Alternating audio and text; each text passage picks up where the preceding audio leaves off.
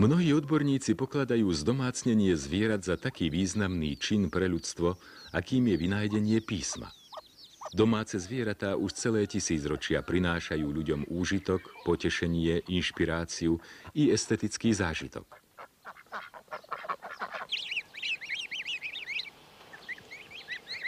Chov zvierat nestratil svoj význam ani v dnešnej modernej dobe. Skôr naopak. Človek sa aj takýmto spôsobom približuje k prírode a navyše aktívne a užitočne využíva voľný čas. Pre budúcich chovateľov a chovateľov začiatočníkov ponúkame niekoľko drobných rád.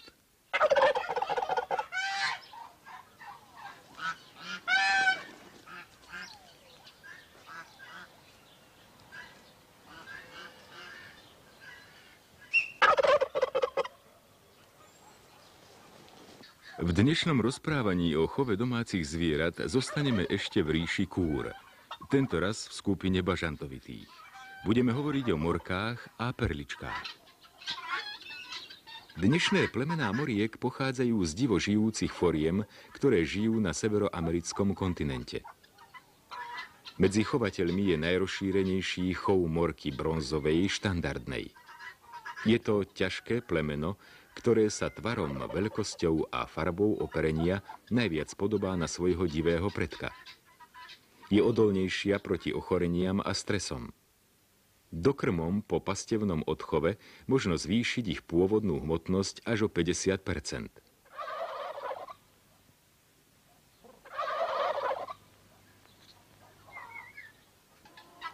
Perličky sa u nás chovajú dosť zriedkavo, viac pre záľubu ako pre hospodársky úžitok. Tieto impozantné vtáky zdomácneli neskôr ako kura a v porovnaní s ostatnou hydinou správaním sa a spôsobom života pripomínajú skôr polodivých vtákov. Majú tiež veľmi prenikavé zvukové prejavy. Názov perličky veľmi priliehavo odráža vonkajší vzhľad. Pravidelné biele bodky pokrývajú takmer celé perie a skutočne pripomínajú morské perly. Horná časť krku a hlavy je takmer neoperená, s kostenou prilbicou a tvrdými odstávajúcimi lalokmi. Perlička okrem krásneho exotického vzhľadu dáva chovateľovi mimoriadne chutné a výživné mäso, ktoré sa chuťou a vlastnosťami vyrovná divine. Vajcia perličiek sú však v mnohom ešte osobitejšie. Nakoniec posúďte sami. Toto je slepačie vajce. Rozbiť ho na okraji porcelánovej nádoby nie je žiaden problém.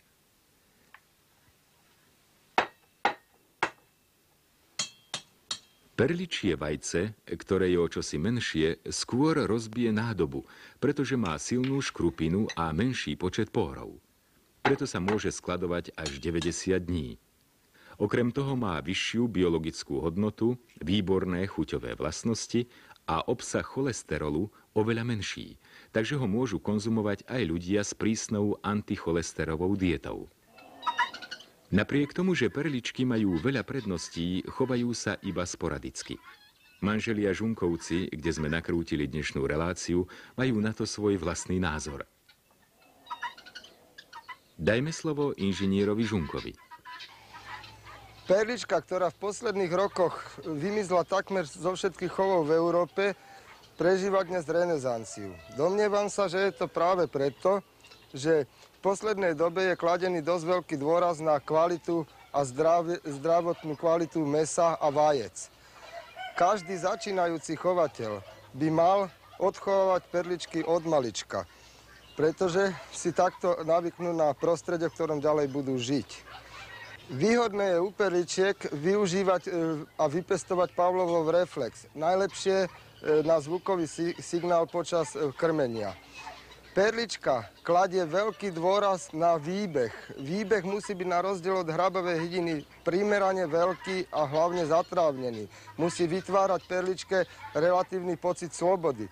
V opačnom prípade nám perlička nenanesie dostatočný počet vajec a odmieta sa páriť. V V prípade, že sa perlička dostane medzi poľnohospodárske plodiny, podobne ako morka, nenarobí podstatnejšie škody na rozdiel od ostatnej hrabavej hydiny. Ustajnenie moriek či perličiek vyžaduje v podstate tie isté podmienky, ako sa kladú na kuríny.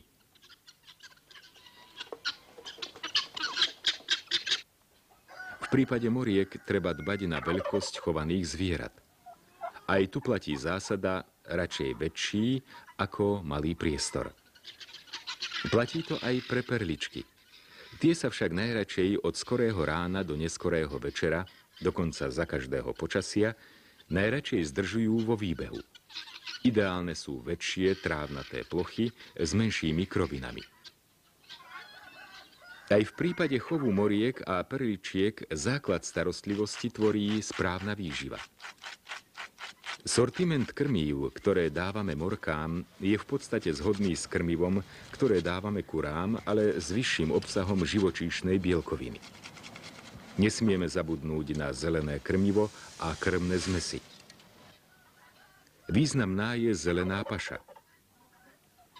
To isté platí i pre perličky, ktoré majú spomedzi hrabavej hydiny najkratšiu tráviacu rúru. Súvisí to s výberom potravy vo voľnej prírode. Úspechom každého chovateľa je vyšľachtenie čistokrvného potomstva. Prvou fázou úspešnej plemenitby je výber najvhodnejších jedincov. Pohlavný dimorfizmus perličiek nie je taký výrazný ako napríklad dimorfizmus moriek.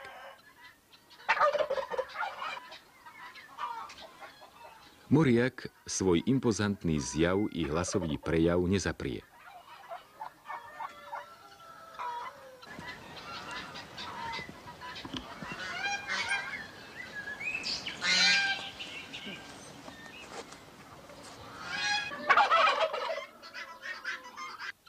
Aj párenie moriek, na rozdiel od ostatnej hydiny, má určité odlišnosti. Moriak, ktorý je oveľa ťažší ako morka, neraz pri párení pazúrmi poškodí chrbát morky. Preto chovatelia v čase párenia pripevňujú na chrbty moriek chránidlo.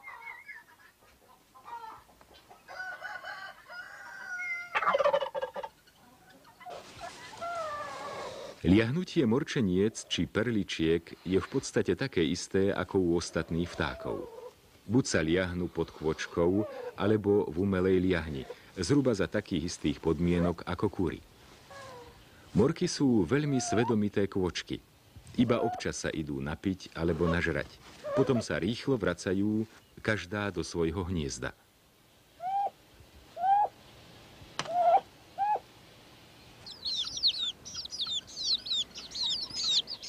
Tak a už som na svete. Vývoj trval 28 dní, kľuvanie asi na 27. deň. V živote morčeniec je obdobie po vyliahnutí najchúlostivejšie a na starostlivosť chovateľa najnáročnejšie. Starostlivá kôčka časť povinností vie zabezpečiť sama. Vyhľadá potravu a v prípade nebezpečia ochráni mláďatá.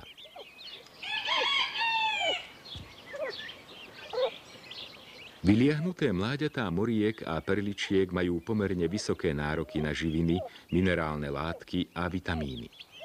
Najjednoduchšie sa táto ich potreba uspokojí kompletnou krmnou zmesou.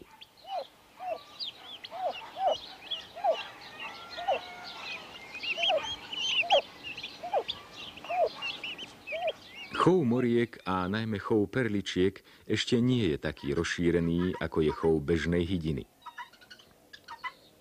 Je potešiteľné, že aj tento chov sa začína opäť u nás rozvíjať. Z hľadiska chovateľského je to veľmi zaujímavý a nevšedný koníček, ktorému sa oplatí venovať svoj voľný čas.